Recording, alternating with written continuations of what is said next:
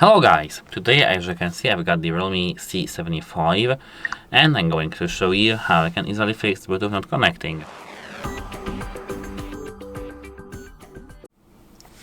Open the settings at first and here go straight to the Bluetooth.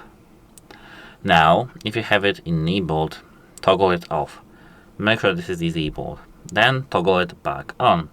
Everything should be working fine after that. If it doesn't work fine still, you need to unpair your device that you have here paired. So tap it and then unpair, and then try to pair to this device back again. If it still doesn't work, restart your phone and your Bluetooth device, both. And restart, just turn off and on. Power volume up, restart. Do the same with your phone, with your Bluetooth device. And after that, everything should be working fine because we will have all the sensors restarted. Sorry, I'm a little bit tired. And after that, everything should be working fine.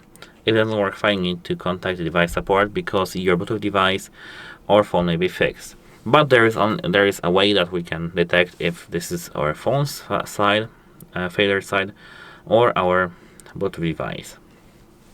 Try to connect to your Bluetooth device with a different phone. If you're able to connect and the connection isn't dropping and the connection is stable, the issue is your phone.